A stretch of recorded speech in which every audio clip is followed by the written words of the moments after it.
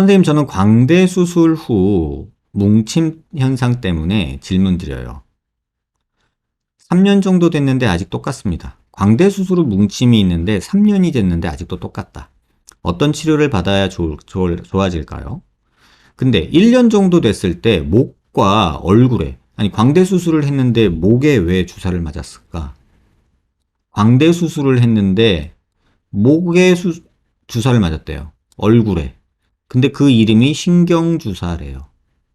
저 이런 게 뭔 주사인지 모르겠거든요.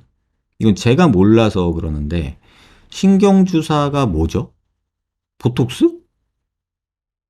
그거 말고는 제가 신경주사라고 이름 붙일 만한 거를 제가 모르겠어요. 아무튼 맞은 적이 있는데 말끔하게 나았지만 하루 뒤에 원래대로 돌아왔다. 하루짜리 주사라는 건데 저는 이 주사가 뭔지 모르겠어요. 그래서 계속 주사를 맞았지만 낫지 않았다. 모르겠어요. 저는. 그래서 이런 상황이 있고요. 신경주사로 계속 치료를 해야 될지, 흉살주사를 맞아야 할지, 혹시 다른 치료 방법이 있을까요? 근데 3년 정도 됐는데 아직도 딱딱하고 뭉치고 막 이런 게 있다면, 조심스럽게 흉살주사라고 하는 거, 뭐 주로는 뭐 스테로이드겠죠. 그 스테로이드를 조금씩 한번 시도는 해볼 수는 있어요. 단, 흉살 뭉침이 확실하게 있을 때, 만약에 그게 없는데 환자 주관적인 느낌 때문에 이렇게 스테로이드 주사를 맞는 거는 개인적으로 완전 반대해요. 그러면 정말 뭐 이렇게 움푹 패일 수도 있고 막 색소가 없어질 수도 있고 막 그래서 신경 주사라는 게 뭔지 몰라서 제가 정확한 답은 못 드리겠고 나중에 이게 뭔지 알면 저 좀 알려주세요. 혹시라도 이런 주사가 뭐가 있나 저는 모르겠어요. 그다음에 흉살 주사는 대부분 뭐 스테로이드가 메인이고 스테로이드 없는 것들도 뭐 전에 제가 흉살 주사라고 해서 한번 길게 설명드린 적 있잖아요. 근데 내용이 뭐 별로 없어서 이게 뭐 도움이 된다 안 된다 뭐 그건 솔직히 저는 판단은 못 하겠어요. 근데 그냥 기분 문제 아닐까. 근데 스테로이드가 도움이 되는 건 맞는데 그 부작용이 굉장히 크니까 굉장히 조심스럽게 접근하자. 또 최근에 무슨 뭐 충격파? 이거 갖고서 흉살 어쩌고 저쩌고 하는 병원들이 생기고 있는 것 같은데 사실은 충격파는요 흉살을 더 만드는 거지 이론적으로는 그 충격파가 흉살을 더 없앤다고 저는 생각하진 않아요. 제가 모르는 걸 수도 있겠지만 그래서 충격파는 조금은 생뚱맞은 얘기 아니겠나 저는 좀 그렇게 생각하고요. 근데 이제 충격파의 또 일부 그 이태리 쪽에서 나온 장비인데 이런 얘기를 하는 경우가 있어요. 이제 충격파를 때려주면 이렇게 얼기설기 얽혀 있는 그 흉살의 섬유세포 방향을 가지런히 해준다. 뭐 이런 말도 있기는 한데 뭐 주장이지 뭐 그게 그렇게 막 이렇게 조직학적으로 현미경으로 뒤다봐도 그렇게 변화되고 이런 건 아니라서 개인적으로는 조금 물음표를 갖고 있어요. 그래서 조금 저에게 묻는다면 신경주사는 전에가 잘 모르고요. 흉살주사는 조심스럽게 한번 시도해 보세요 라고 말씀을 드릴게요. 원장님, 수술 후 섬유 조직이 과하게 생긴 후 회복 과정이 끝난 시점에도 영구적으로 없어지지 않는다면 어떤 치료를 해볼 만할까요? 앞에 질문하고 비슷한 내용이죠. 스테로이드 치료를 해볼 수는 있는데 이 질문 주신 분의 전제가 좀 틀렸지 않나 이런 생각을 해요. 왜냐면 회복 과정이 끝난 시점은 없어요. 이게 뭐 한 달이면 끝나고 1년이면 끝나고 뭐 2년이면 끝나고 3년이면 끝나고 그런 게 아니라 우리 몸은요, 계속해서 흉살을 만들기도 하고 흉살을 녹이기도 하는 과정이 계속 반복돼요. 그래서 어느 게 우세하느냐에 따라서 흉살이 풀린다, 흉살이 생긴다라고 얘기하는 거지, 이 시속 게임에서 밸런싱을 하고 있는 거거든요. 그러면 이 회복 과정이 끝났다라는 시점은 정말 애매해요. 뭐 10년 보는 분들도 있고, 뭐 최소 3년 보는 분들도 있고, 뭐 문헌적으로는 뭐 6개월은 최소 봐야 된다. 뭐 1년은 봐야 된다. 2, 3년은 무조건 봐야 된다. 뭐 이런 분들도 많기 때문에 이 회복 과정이 끝난 시점이라는 것은 존재하지가 않고요. 그 다음에 영구적으로 없어지지 않는다면 한마디로 말씀드리면요. 모든 흉살, 흉터는 영구적으로 없어지지 않아요. 다만 눈에 띄느냐 아니면 잘 안 보이냐 또는 본인이 불편할 정도냐 아니면 그냥 인지 못할 정도냐의 정도 차는 있어요. 쉽게 말하면 어떤 흉터도 잘 찾아보면 다 있어요. 다 보이고 흉터가 아예 안 보이고 없는 상처라는 거는 존재하지가 않아요. 그래서 이런 식으로 흉터 같은 거에 대해서 막 고민이 되신다면 저는 개인적으로 이렇게 권해요. 그냥 기다려 보세요. 어쨌든 지금보다 좋아지면 좋아졌지 나빠지진 않아요. 켈로이드나 뭐 하이퍼트로픽 스카라는 특별한 상황이 아니라면 내비두면 좋아지지 나빠지진 않아요. 그러면 시간을 길게 두고 조금 내려놓고 계세요 라고 말을 해요. 그리고 환자들한테는 이렇게 말을 하죠. 근데 뭐 몇 년 지나면 어때요? 어쩌요? 이런 얘기 나오면 저는 그렇게 말씀드려요. 좋아지는 거 반, 내가 적응하는 거 반 아닐까 싶어요 라고 말씀을 드려요. 실제로 그래요. 저도 굉장히 예민한 사람이고요. 20년 전에 사랑니를 뽑았거든요. 한 2년 넘게 그 사랑니 빼고서 한 두세 반을 꼬매놓은 잇몸이 불편해가지고 혓바닥으로 막 맨날 하고 막 혓바닥으로 거기를 만지던 버릇이 생겼어요. 그러다가 막 혀에 쥐가 나고요. 막 이런 일도 있었고요. 그러면 2, 3년이 지나서 그런 습관들을 제가 이제 안 하기 시작했는데 그럼 좋아져서 안 한 거냐 아니면은 뭐 내가 습관을 고친 거냐 이렇게 질문하실 수 있겠지만 지금 20년이 넘게 지났거든요. 근데 사랑니 뽑고 그 꼬맨 흉터 지금 어때요? 라고 저한테 묻는다면 아직도 불편해요? 라고 저는 말할 거예요. 왜냐하면 제가 잠을 못 자고 막 피곤하고 또는 몸에 열이 나고 그러면요. 잇몸이 붓는 느낌들이 있잖아요. 그럴 때 그 꼬맨 흉터 부위가 부어오르는 것 같고 거기로 자꾸 음식이 끼는 것 같고 그 주변 이빨도 붓는 것 같고 막 이런 느낌이 지금도 있어요. 근 30년이 지났는데도 불구하고. 그래서 적응하는 거 반, 좋아지는 거 반이 아닐까.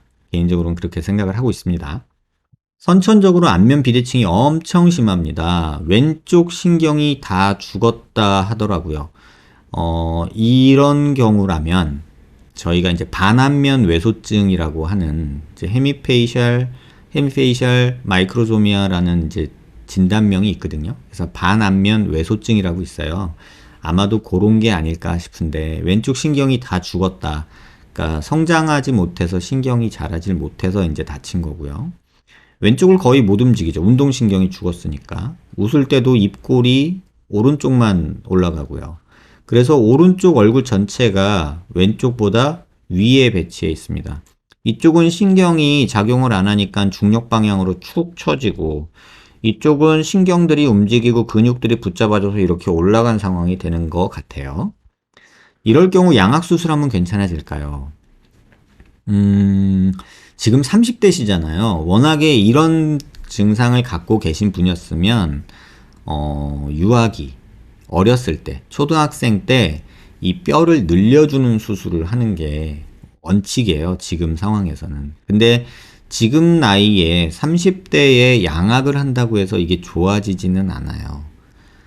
아마도 뭐 정강이에서 뼈를 빼다가 양악도 하면서 여기 길이를 보충해 주지 않는 이상 힘들 것 같고요. 중요한 건 지금 제가 환자분 CT가 없어요. 그래서 뼈 모습이나 이런 걸 봐야 되는데 양악은 일단 기본적으로 아마 따라가야 될 거예요. 왜냐면 이 경우에는 헤미페이셜인 경우에는 이 치아 평면이 완전히 틀어져 있거든요. 대부분 이렇게 턱이 완전히 돌아가 있어요.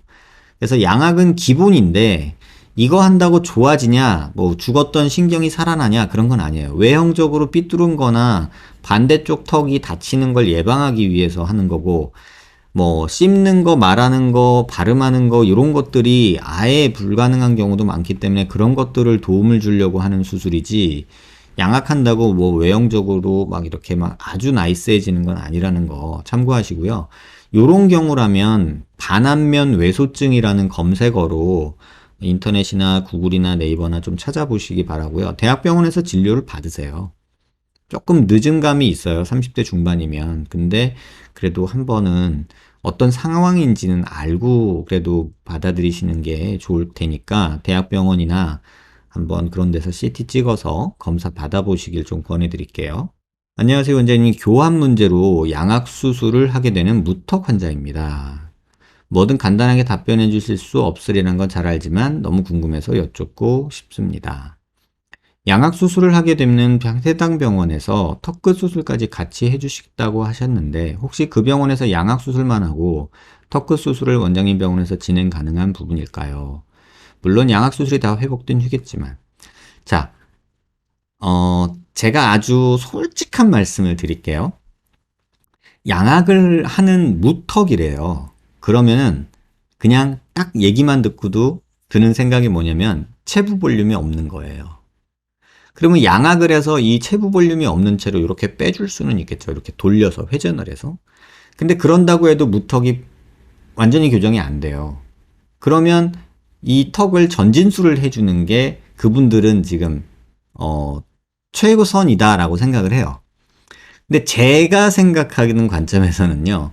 그렇게 해놔봤자 이 체부 볼륨 없어가지고 옹색한 턱이 돼서 앞에 조금 나오는 건데 그럴 바엔 아예 양악만 해라 라고 저는 말을 하고 있어요. 지금 솔직히 말하면. 이게 제가 수술하고 싶어서 그런 게 아니라 양악으로 교합을 맞추고 이 오클루잘 플레인이 삐뚤어진 거를 똑바로 맞춰주고 중심 라인만 잡아주고 차라리 멈춰라. 그리고 모자란 볼륨은 보형물로 볼륨을 맞춰서 주는 게 완성이다 라고 지금은 생각하고 있어요. 근데 대부분의 양악 수술 하시는 분들이 양악과 턱끝을 같이 하려고 하세요. 근데 저는 반대해요, 사실은. 왜냐면 그렇게 해봤자 여기 볼륨이 더 없어져요. 그래서 그 모습이 결코 좋지가 않아요. 그러면 쓸데없이 여기만 한 결과를 주는 경우가 대부분이거든요. 그래서 굳이 하겠다면 말리진 않겠지만 제 의견을 말하라면 안 해도 될 거 그냥 어차피 2차적으로 이 무턱에 대해서 제가 손을 대야 된다면 그냥 양악만 하고 오세요. 이렇게 말씀을 드릴게요. 뭐 턱 부분을 수술하게 되면 무리가 가고 이런 거는 없어요. 그래서 이런 생각하지 마시고 기본적인 스케줄은 이렇게 잡는 게 좋아요. 양악하고요. 그다음에 양악하고 뼈가 다 잘 붙고 안정화되면 이제 양악 핀을 제거해야 되잖아요. 양악 핀 제거함과 동시에 무턱을 해결하고 이 체부 볼륨 모자라는 거 또는 비대칭이 남아있다면 비대칭을 다듬는 거 이런 거를 2차적으로 수술을 하시길 그렇게 권해드릴게요. 안녕하세요. 영상 잘 보고 있습니다, 원장님. 턱끝 근육 봉합 문제인데요. 저는 2주 전 수술을 받았는데 사각턱 턱끝 수술 후 턱끝 근육을 올려서 뼈에 구멍 내고 녹는 실로 고정시켜서 봉합하였다고 설명 들었습니다. 이 경우 근육과 뼈가 붙는 기간은 얼마나 걸리는지 그냥 한 달 생각하시면 돼요. 한 달 생각하면 어지간히 붙어요. 그리고 만약 그 전에 실이 끊어지면 어떤 증상이 일어나고 어떻게 대처해야 되는지 궁금해요. 실이 끊어질 일은 거의 없다고 보시면 되고요. 실이 끊어지기보다는 근육이 찢어질 확률은 있어요. 근데 보통 턱끝에 근육 묶기를 하시는 분들은 뭐 한두 포인트 묶는 게 아니라 뭐 우리 바느질로 얘기하면 박음질한다 그러죠. 한 4포인트 이상 이렇게 묶어 놓거든요. 그래서 그게 찢어지거나 끊어질 확률은 굉장히 낮고 칼로 베이는 듯한 찢기는 느낌이 들어요. 그런 느낌이 만약에 있다면 병원으로 쫓아가세요. 근데 그래도 할 건 없어요. 그냥 이 밴드 눌러서 꾹 압박해 주는 게 지금 2주나 지났으면 최선이지 않겠나 생각이 들고요. 실은 어지간히는 튼튼한 실을 써요. 바이크릴 4 정도를 보통 쓰는데 녹는 실이라면 그 바이크릴 4라는 실은 보통 한 2달 돼야 녹아요. 2달, 3달 돼야 녹아요. 그런데 보통 입안 꼬맬 때도 쓰는데 저희가 뭐 한 2주 지나도 잘 안 뜯어져요. 그래서 가위로 잘라야지 뽑아지거든요. 그러니까 한 3달 정도는 실이 잘 작용을 하고 있으니까 걱정하지 마시고 특히나 제일 좀 답답한 거 하품하는 건 상관없어요. 잘 생각해 보세요. 여기 있는 이렇게 얘기를 해볼까요? 그려볼까요? 턱뼈가 이렇게 있고요. 그 다음에 근육이 이렇게 있었어요. 근데 요 근육을 당겨가지고 여기다 꼬매 놓는 거예요. 그러면 근육이 요렇게 돼 있겠죠? 요런 식으로 돼 있겠죠? 그러면 생각해 보세요. 입을 벌린다는 작업, 하품을 한다라는 작업이 어떻게 되죠? 턱이 밑으로 내려오죠. 이렇게. 그러면 근육은 오히려 편안해져요. 그러니까 입을 이렇게 벌리는 거는 여기 근육은 오히려 편해요. 제일 안 좋은 건 뭐냐면 이거예요, 이거. 고개를 드는 거, 이렇게. 고개를 확 들면 이 근육은 이 방향으로 당겨져요. 뼈는 일로 올라가고. 그러면 이 묶어놓은 게 틀어질 확률이 생기죠. 그렇게 이해하시면 돼요. 하품하는 거는 하품할 때 막 이렇게 할 수는 있지만 대부분 하품 이렇게 하잖아. 이거는 오히려 여기에 근육이 짧아지기 때문에 나쁘지 않아요. 그래서 그냥 다 하셔도 된다. 이렇게 말씀을 드릴게요. 제일 안 좋은 거는 이렇게 고개 스트레칭 하면서 이렇게 고개 제끼는 거. 그거는 안 좋을 수 있죠. 근데 이런 거 저런 거 복잡하게 생각하지 마시고 밴드를 잘 하세요. 그 다음 질문이 몇 미리 전진하든 2차각 생기는 건 똑같나요? 라고 물어보셨어요. 이거는 전진술에 대한 이해가 없으셔서 그런 것 같은데 그려볼까요? 요런 뼈가 있다고 한번 생각해 보자고요. 이런 뼈가. 그리고 내가 이 뼈가 이렇게 있었어요. 그러면 이 뼈를 일로 전진을 시킨다고 생각해 보자고요. 그러면 이 뼈가 이렇게 앞으로 오겠죠? 그러면 요만큼이 2차각인 거예요. 지금. 요만큼이 2차각인 거죠. 근데 내가 만약에 조금 당겼으면 이 2차각도 조금 생기죠. 그러니까 전진을 많이 하면 2차각이 많이 생기는 거고 전진을 조금 하면 2차각이 조금 생기는 거예요. 그러니까 이걸 이해하시면 돼요. 뭐 어려운 건 아니잖아요. 전진을 많이 하면 당연히 2차각이 많이 생기죠.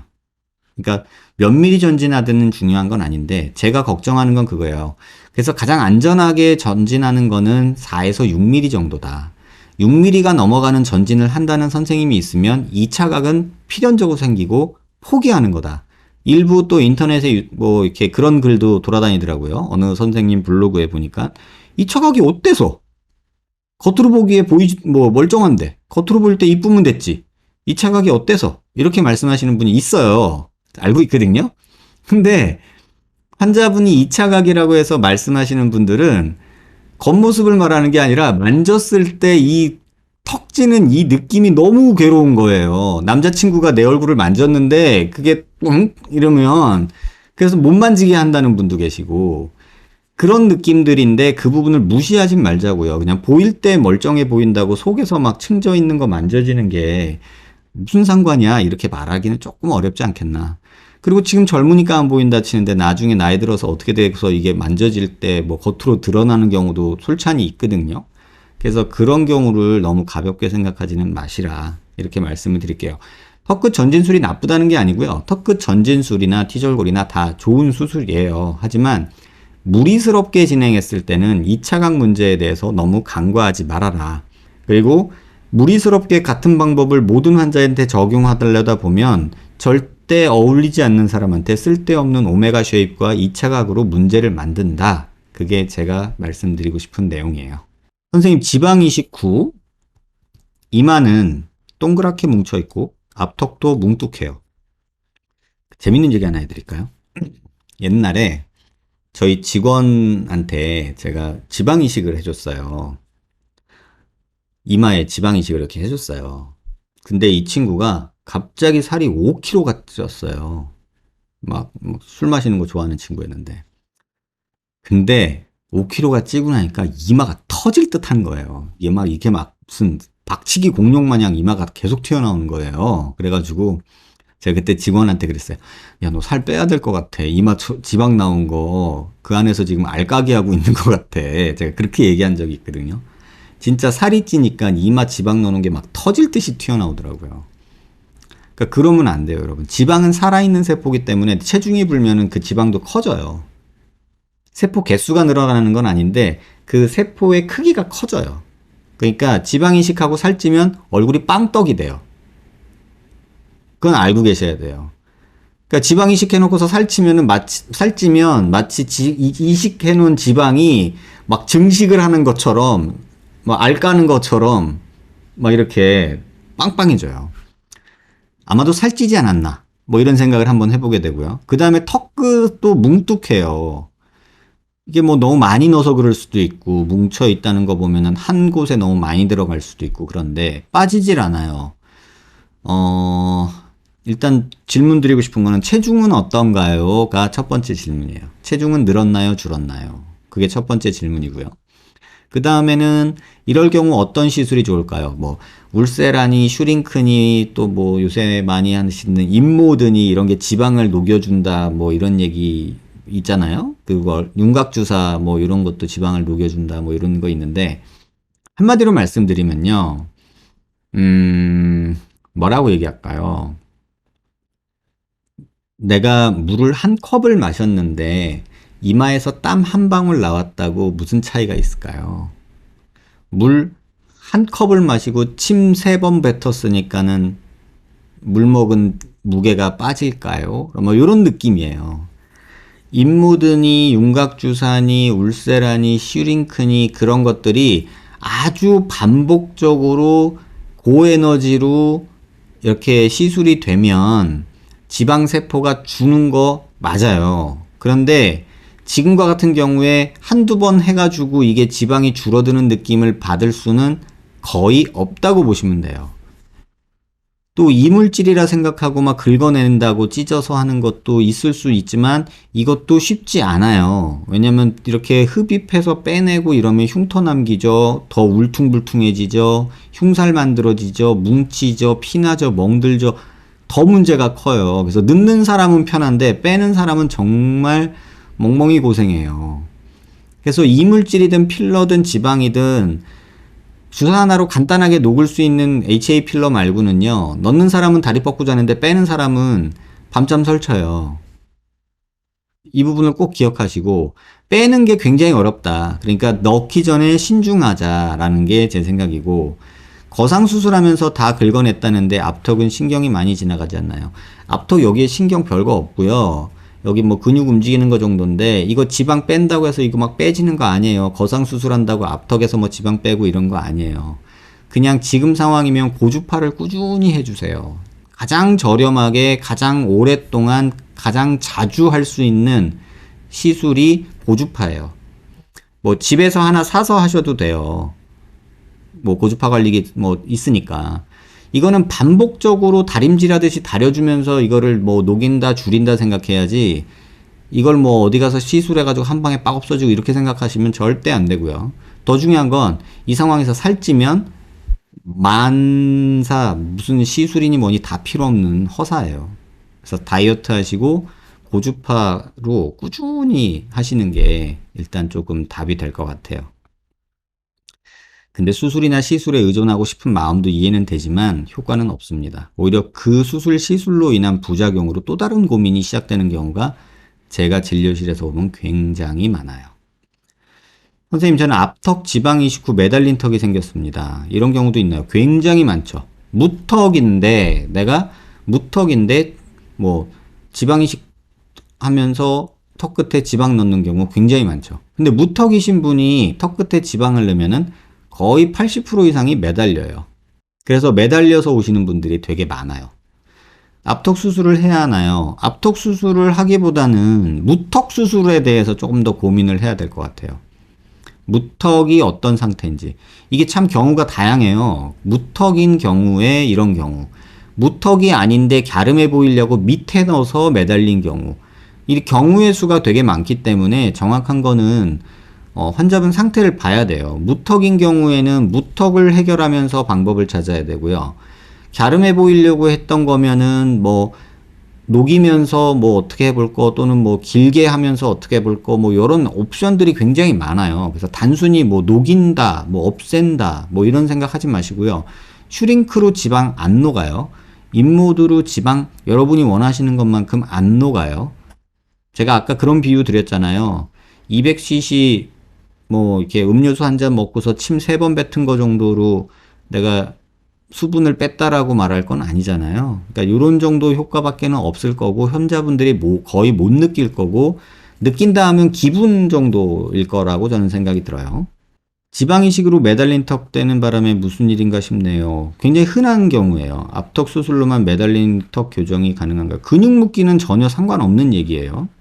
그래서 이런 경우는 한번 환자분 얼굴 봐야 되고 CT로 뼈 상태도 봐야 되고, 그래서 무턱인 경우인지 아닌지 확인해야 되고, 턱 긴 경우인지 아닌지도 봐야 되고, 여러 가지 좀 요인이 있어요. 그래서 이거는 한번 병원에서 상담을 받아보시길 좀 권해드릴게요.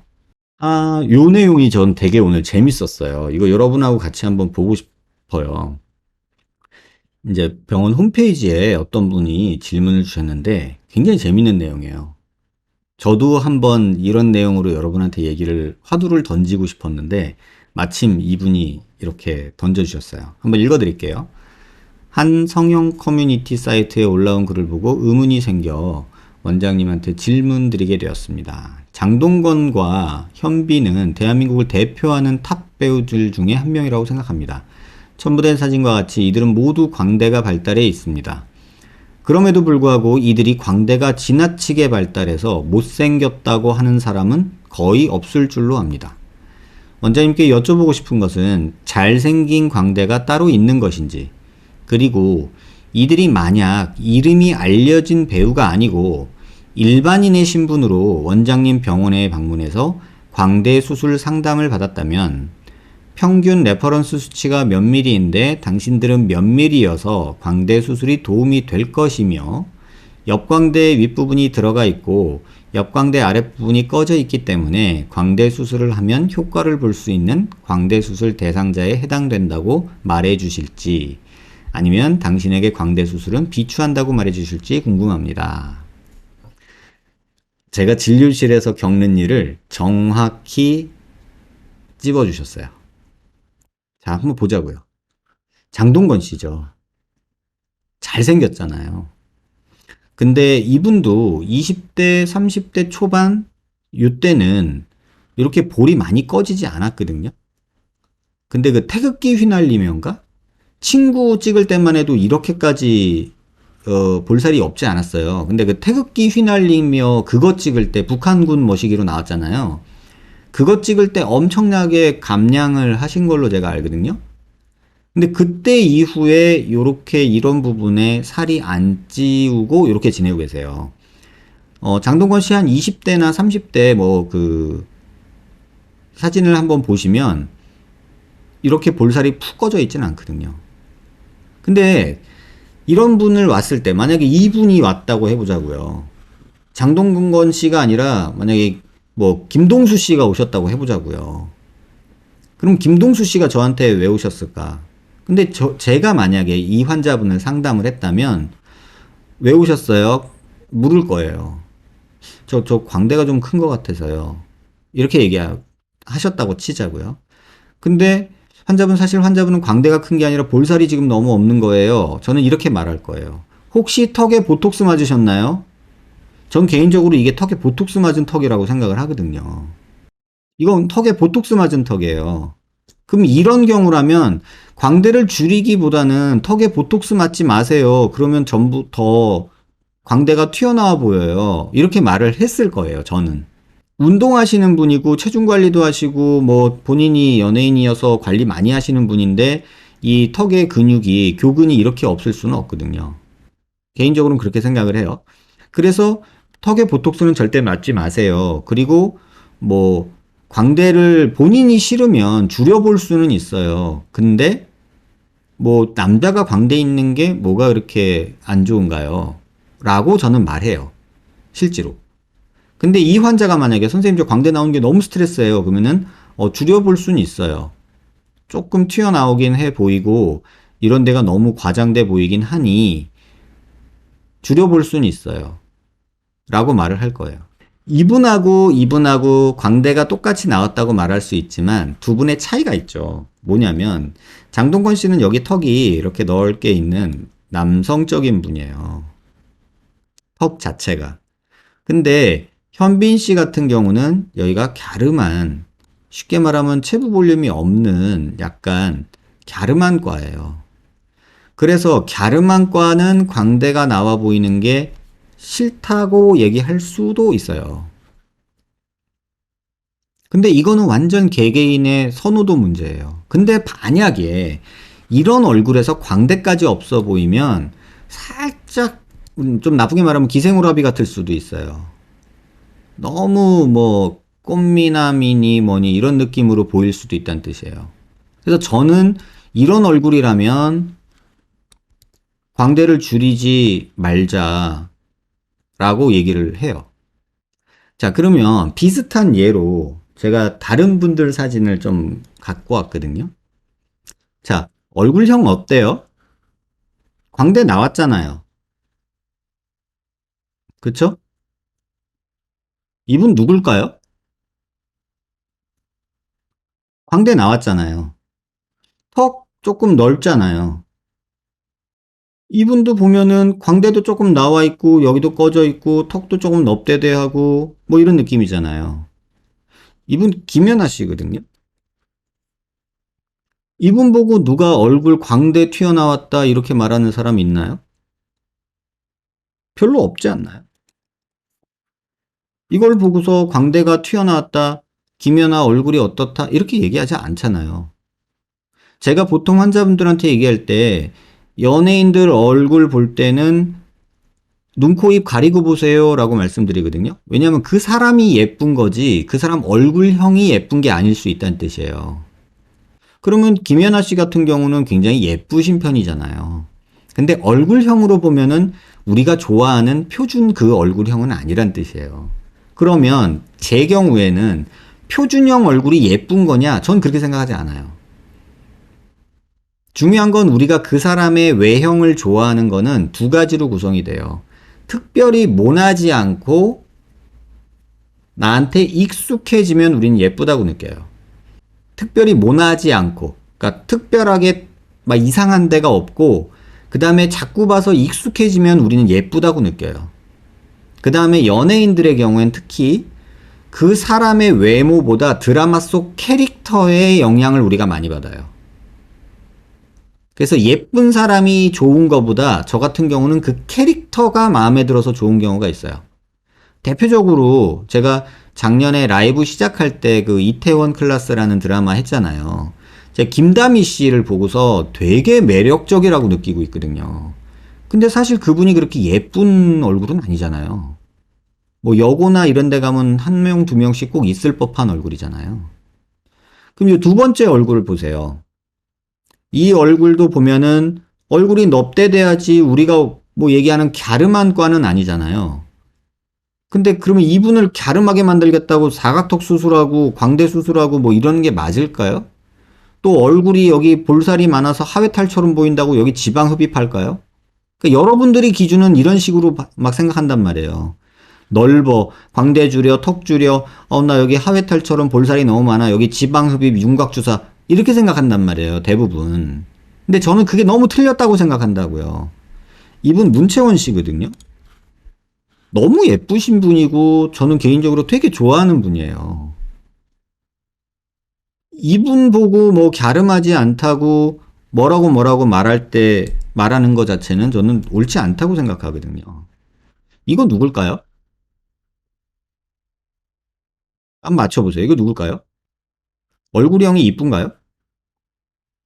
각져 있고 볼 꺼져 있고 사각턱이고. 근데 얼굴이 뭐 얼굴형이 예쁜가요? 여기 보면 관자놀이도 살짝 꺼져 있는 느낌도 있죠? 그만큼 광대가 튀어나왔다는 얘기고. 누굴까요? 제가 되게 좋아하는 분이에요. 전 왜 이런 사람을 좋아하는지 모르겠어요. 김지원 씨예요. 되게 예쁘죠. 근데 태양의 후예, 쌈마이웨이 이런 드라마에서 이분 캐릭터 얼마나 매력적이에요. 근데 제가 성형외과 의사로 한번 뜯어볼까요? 눈 짝눈이죠? 이쪽 눈이 더 커요. 이쪽 눈이 작고요. 짝눈이고요. 입꼬리 이렇게 있는 거 보면은 비대칭 심하죠? 그 다음에 여기 볼살 들어져가지고 프리자올 썰쿠스라고 해서 마리오넷 라인 주름이라는 거 이런 거 보이죠? 광대 튀어나왔죠? 사각턱이라면 사각턱이고 넙대대하죠? 뭐 이런 식으로 해가지고 여러분 수술을 계획한다면 어떻게 하겠어요? 또 이분 같은 경우는 눈 밑에 여기 지방도 꽤나 많이 튀어나와 계시고, 여기 짜글거리는 것도 있고, 뭐 여기 인디안 주름도 있어요. 그럼 이분한테도 그럼 똑같은 고민을 할 거냐는 거죠. 지금 이대로도 너무 예쁘잖아요. 눈 짝눈인 거는 보이실 거고. 볼살 늘어진 거 어떻게 할 거야? 리프팅 할 거야? 뭐 아큐 맞아? 여기다가? 팔자주름 있어. 그러면 이거 뭐야? 뭐 이런 식으로 여러분들이 인터넷 보고 고민한단 말이에요. 중요한 건 이게 뭐 어떻다 저쩌다 뭐 이게 길다 짧다 비대칭이다 뭐 짝짝이다 뭐 늘어졌다 처졌다 이게 아니라니까요. 우리는 특별하게 모나지 않은 사람을 자주 보게 될 때 그 사람이 예쁘다라고 느끼고요. 그거 누구죠? 그 요새 그 니가 샤넬이다 뭐 이렇게 하는 그 여자 누구죠? 그 걸그룹 아이인데 무슨 핑크? 블랙핑크? 블랙핑크의 제니인가? 그 친구가 뭐 니가 샤넬이다 뭐 이래가지고 되게 예쁜 아이로 막 난리가 났잖아요. 근데 저희 기준으로 보면은 무턱에 작은 턱에 뭐 땡그랗게 뭐 이런 거지 막 그렇게 막 예쁜 그런 과는 아니잖아요. 우리가 보는 그 갸름한 과는 절대 아니고 그죠? 그러니까 갸름한 게 무조건 예쁘냐 아니란 뜻이에요. 얼굴 작은 게 예쁘냐 그게 아니란 뜻이에요.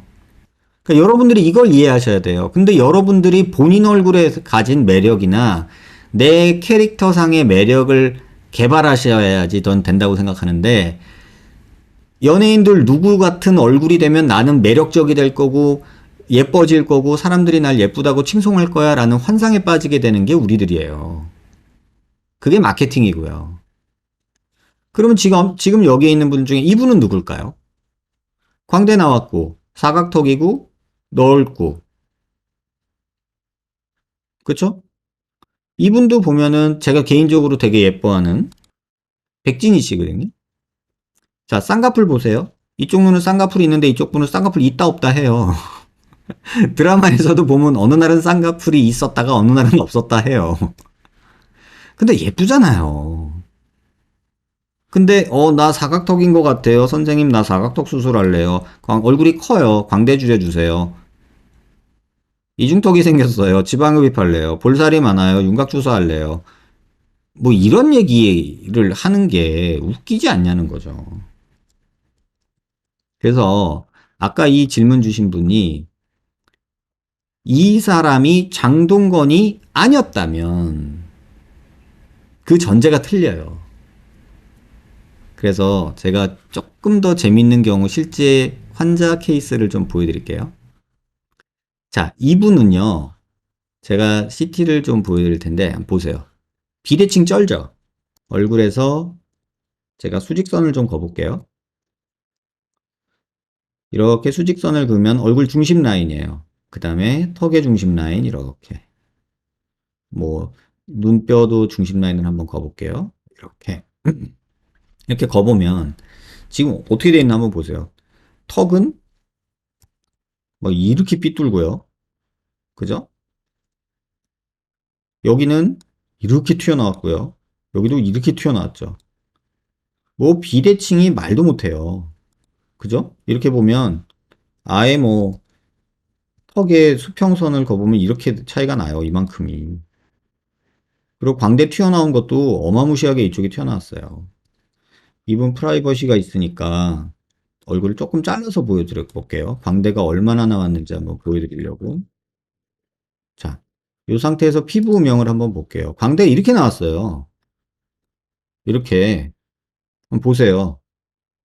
어마무시하지 않아요? 근데 저한테 비대면 상담 오셨던 분인데, 제가 이렇게 말씀드렸어요. 어이구, 이런 광대로 어떻게 지내셨어요? 너무 크네요. 관자놀이도 꺼져 있고, 뭐 볼도 꺼져 있고, 뭐 이런 얘기 할 필요가 없이 광대에 그냥 혹이 있는 것처럼 너무 크네요. 그러니까 비대면 상담에 제가 그렇게 말씀을 드렸어요. 뭐 수치 이런 거 얘기할 필요 없잖아요. 이 정도 나와 있으면. 대면 상담으로 오셨어요. 비대면 상담 받으신 후에. 그래서 봤더니 키도 크고 훤칠하니 몸이 일반인 몸이 아니야. 그래가지고 물어봤어요. 무슨 일 하세요? 그랬더니 저 해외에 살아요. 이렇게 얘기를 하시더라고요. 무슨 일 하세요? 그랬더니 해외에서 모델 일 해요. 이렇게 얘기하시더라고요. 그래서 제가 뭐라고 했냐면 그럼 광대 수술 하지 마. 제가 그랬어요. 외국인들이 볼 때는 자기 광대는 거의 뭐 보석이야, 보석. 제가 그렇게 얘기를 했거든요. 그랬더니 그 친구가 저한테 그러더라고요. 외국에서 자기가 활동을 할 때 자기를 보는 모든 클라이언트나 동료 모델들이 네 광대는 100만 불짜리다 라고 얘기를 한대요. 이 차이를 아시겠어요? 제가 비대면 상담 때 이 광대로 어떻게 살아요? 이건 광대 줄여야죠. 이건 혹 같아요. 이건 너무해요. 제가 봤던 광대 중에 탑5 안에 들어가는 광대거든요. 제가 그렇게까지 얘기를 했어요. 그런데 하시는 일이 외국에서 모델 일을 하신다. 그러면 전 광대 수술 하지 말라 그래요. 왜? 그들 세계에서 이런 광대는 완전 유니크하고 동양인에서나 가질 수 있는 완전 독특한 100만 불짜리 맞거든요. 근데 대한민국에서는 이 광대는 혹이죠. 결국은 수술은 했어요. 환자분이 이제 한국 활동도 좀 하고 싶고 뭐 외국 애들만 그러는 거는 이해는 하는데 그래도 나는 너무 크다고 생각한다. 그래서 아주 뭐 갸름하게 만드는 게 아니라 조금만 줄여놓자 하고 줄여서 수술을 했던 케이스예요. 비슷한 예가 또 있어요. 이분도 광대가 한광대 하시거든요. 그러니까 뭐 제가 할 때 얘기할 때 뭐 요 폭을 가끔 말씀드리거든요. 환자들한테. 지금 이 폭이 145 정도 나오는 남자로 치면은 굉장히 큰 광대예요. 그런데 실제 모습을 봐도 이분도 조금만 잘라줄게요. 실제 모습을 봐도 피부음영으로 이렇게 봐도 광대가 상당하죠? 이렇게 보면 이 정도 광대면은 이거 광대 줄여야 되지 않겠어요? 그쵸? 근데 이분은 이 광대가 너무 싫어서 저한테 오셨고 광대를 줄였어요. 그렇다고 이 광대를 뭐 여자들 수술하듯이 뭐 여기를 일자로 만든다? 이렇게 생각하시면 안 돼요. 그러면 얼굴이 완전 넙대대 보이게 돼요. 이런 분 같은 경우는. 그래서 약간은 광대가 있되 지금처럼 혹처럼 너무 튀어나오는 거는 없애줘야 되는 그런 경우였어요. 그러니까 답이 정해져 있는 건 아니에요. 레퍼런스라는 거는 뭐냐면요. 우리가 참고는 하자. 그러니까 어떤 경우는 그런 경우도 있죠. 아까 제가 장동건 씨랑 현빈 씨 얘기를 잠깐 우리 봤었잖아요. 이걸 한번 보자고요. 장동건 씨랑 현빈 씨를 봤는데 저는 이런 분한테 광대 수술을 권하지 않아요. 수치가 중요한 게 아니에요. 수치는 참고 삼아서 환자분의 얼굴을 이해하기 위한 수치예요. 모르긴 몰라도 현빈 씨는 이 사각턱 폭 사이는 좁을 거고 여기는 평균보다 비슷하거나 넓거나 할겠죠. 근데 이 폭이 평균보다 아마 좁을 거예요. 그렇다면은 여기를 줄인다고 하면은 현빈 씨가 가진 남성미가 사라져요. 그래서 저는 이런 분들한테는 광대 수술 권하지 않아요. 근데 또 막 이제 운동을 너무 좋아하고 막 그래가지고 여기가 뭐 이제 살이 그러니까 체지방이 너무 줄면 이런 식으로 막 줄어들 수도 있거든요. 그러면 또 여기 이렇게 꺼져 있고 여기 꺼진 게 막 혹댕이처럼 이렇게 튀어나와 보이는 경우도 있어요. 그래서 그게 너무 싫다. 그러면 전 물어요. 지금 체중으로 계속 유지하고 활동하실 계획이냐고.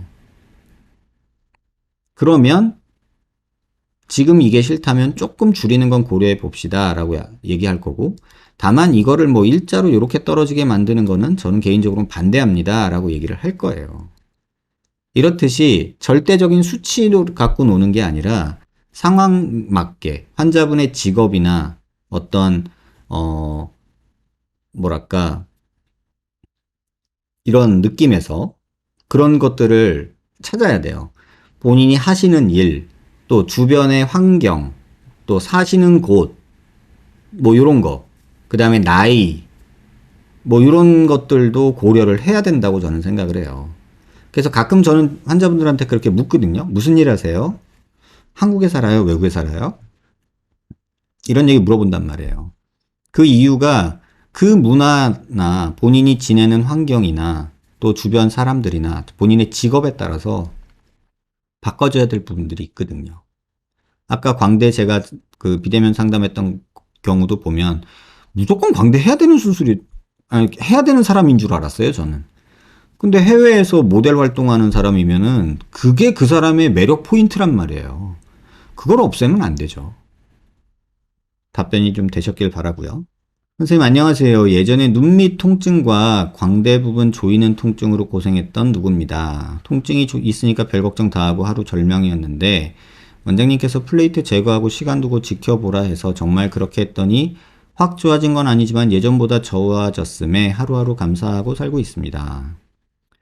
또한 요번 년에 한번 CT 보고 싶어서 원장님 병원 가서 CT도 찍고 비대면 상담도 잘 받고 유튜브 라이브 답변도 잘 받았습니다. 최근에 원장님 근황 궁금해서 한동안 안 보던 유튜브 채널에 들어가 영상 돌리다 보니 광대에 뿔이 났다는 영상을 보고 예전에 저한테 플레이트 잘 제거되었고 광대 대칭성도 괜찮다. 그런데 약간 아쉬운 게 플레이트 제거하면서 좌측 광대 살짝 갈아줬으면 좋았을 것을 요 얘기를 했는데 본인이 이제 그 뿔이냐 이런 거죠. 근데 광대 뿔이 아니고요. 환자분 CT가 여기 있어서 제가 보여드릴게요. 지금 요 부분이거든요. 그 뿔까지는 아니고 지금 여기 보시면 뭐 여기 조금 갈아줬으면 어땠을까? 뭐 여기 조금 이렇게 좀 갈아줬으면 어땠을까? 뭐 요 정도 얘기예요. 그러니까 뭐 뿔까지 뭐 얘기할 거는 전혀 아니고 이 약간의 단차 있던 거에서 있던 갭이라고 보시는 게 맞을 것 같아요. 여기 조금 튀어나온 거, 뭐 여기까지 가서 이거 해주지 왜 안 해줬을까? 근데 요게 이제 부러진 것 때문에 조금 불편했던 분이시거든요. 그래서 빼고서 좋아졌다니 다행이고, 이 정도는 뭐 광대 뿔이라고 말하기에는 너무 간지러우니 그런 생각 하지 말고, 이제 좀 요런 부분에서 좀 벗어나셨으면 하는 그런 바람이 좀 있습니다. 답변 되셨길 바래요. 제가 하악 외소증인 것 같아서요. 아무리 봐도 과두가 흡수되어 정상 하악뼈 길이로 성장을 못해 상악과 하악이 회전된 것 같습니다. 뼈 길이만 봤을 때는 정상처럼 보이실 수 있으나 저는 일반 한국인에 비해 옆모습이 엄청 긴 장두형 얼굴입니다. 장두형 얼굴은 하관이 한국인에 비해 더 길어야 정상이잖아요. 하악 외소증인지 알고 싶어요. 아래턱이 1.2cm 정도 부족한 것 같아서요. 라고 질문 주셨는데 이분 CT를 보내주셔서 봤거든요. 하악 외소증이라는 게 뭔지를 좀 아셔야 되는데 요 하악 과두에서 여기 거리가 하악 외소증 환자들은 굉장히 짧아요. 그리고 뼈 자체가 이 뒤쪽으로 이렇게 가서 이렇게 떨어지는 경우가 많아요.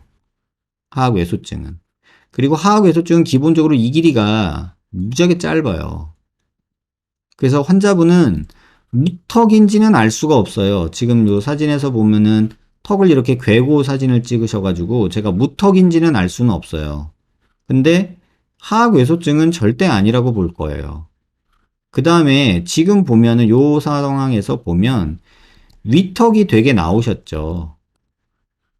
그리고 여기랑 앞니랑 위턱의 앞니랑 아래턱의 앞니랑의 이 갭이 지금 이 갭이 근 한 8mm 정도 돼요. 이게 8, 9mm 정도가 되거든요.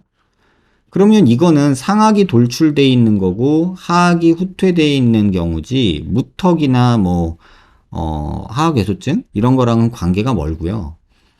그 다음에 뭐 위턱을 넣든가 아래턱을 빼든가 뭐 이런 식으로 해야 되는데 지금 주신 CT 이미지가 턱을 괴고 찍으신 이렇게 턱을 괴고 찍은 거여서 제가 뭐라고 말씀을 드릴 수는 없어요. 하지만 정확한 얘기는 하악 외소증은 절대 아닙니다. 그리고 뭐 장두형이니 뭐니 이런 거를 생각하기보다는 내 턱만 보세요. 장두형에도 무턱 있고요. 장두형에도 긴 턱 있어요. 그러니까 그런 생각으로 본인을 그렇게 카테고리를 이렇게 정해버리지는 마세요. 그래서 그런 생각으로 자꾸 뭐 1.2cm 선을 그어서 재본 결과 본인이 선을 어떻게 쟀을까? 1.2cm가 부족하다. 저는 1.2cm 부족하다고 절대 생각하지 않거든요. 그러니까 이거는 잘못 그으신 거예요. 그러니까 병원놀이 하지 마세요. 정확히 모르고 인터넷에서 본 걸로 자꾸 이것저것 짜집다 보면 정말 이상한 얘기들이 많이 나와요. 그러지 않으셨으면 하는 바람이 있습니다.